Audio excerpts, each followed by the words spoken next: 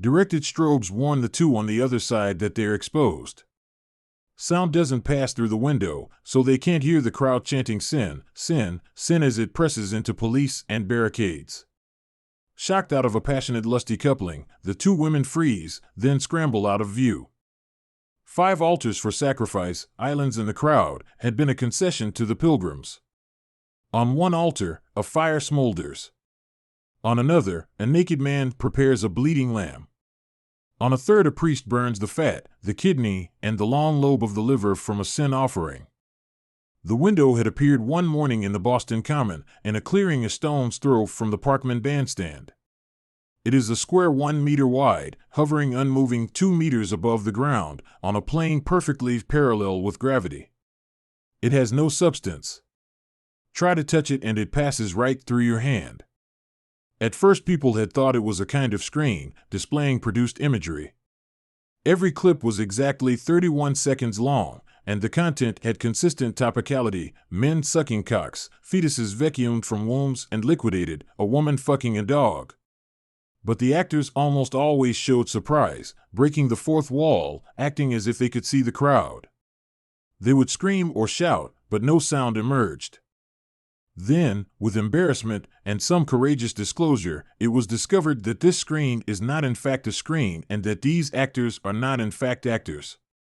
Rather, it is a window into real acts happening elsewhere at exactly this moment. The other side of the window appears somewhere, stays there for exactly 31 seconds, then disappears, having appeared elsewhere at precisely that moment. It hops from country to country, city to city, while the Boston side stays perfectly fixed. Video of the window cannot in general be shown on broadcast TV, or even cable. The context is shown, the Boston Common, the pilgrims, the altars, but the window itself is fuzzed out. Privacy reasons are claimed, but really the acts are too sexual or too violent.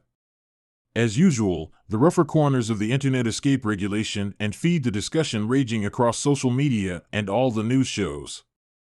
Who, what, and why? Is there any pattern to the movement of the other side of the window?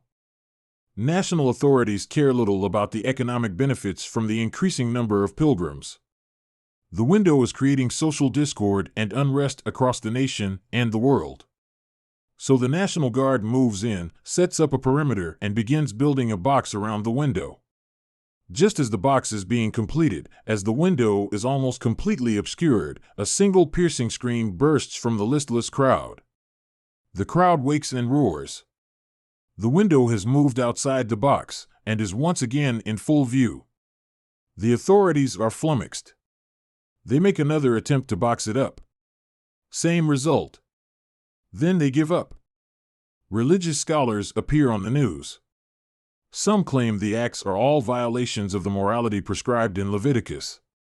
Reviews of all the past acts find no single categorical contradiction to that theory, and every successive act strengthens it. Yet, not all religious folks are happy with the window. That old angry God stuff, one says, Christ gave us a progressive new covenant centered around love. That Old Testament, another says, we just kept that around for nostalgia. We were never serious about it. Then one morning the window disappears.